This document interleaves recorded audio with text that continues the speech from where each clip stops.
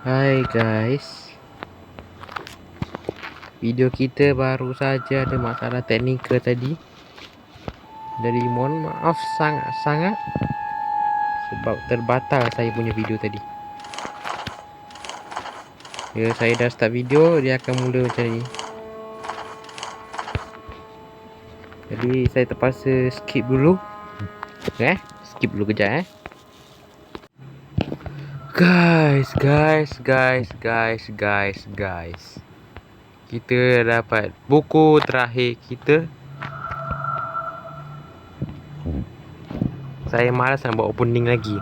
Jadi saya terpaksa teruskan video ni. Tapi untuk dua part tapi tak ada opening. Jadi untuk video ni pendek lah, dalam 1 minit 2 minit macam tu.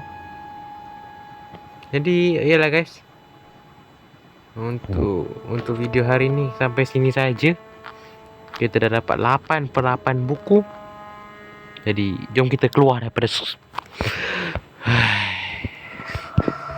Yalah guys, saya minta maaf sangat-sangat sebab video kali ni pendek. Nanti saya akan post juga video yang sebelum ni, video yang saya buat opening tu Walaupun yang waktu last tu saya tak sempat nak cakap apa-apa, tiba-tiba dah termati sendiri video rekod saya ni. Itulah saya geram sangat tu. Nak mencarut tapi tak baik kan. Okay lah guys, jadi let's go. Harap korang boleh dengar suara saya ni.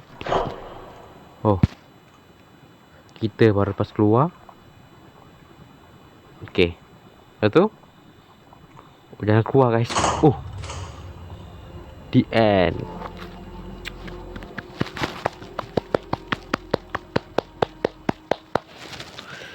Yes guys, akhirnya kita dapat juga lepas game ni guys. Dan sebenarnya saya dah ulang 3 kali game ni guys. Gara-gara apa? Gara-gara lag. LAG, lag guys. Handphone ni memang lag guys. Ni lah guys, belum ada rezeki nak beli handphone baru.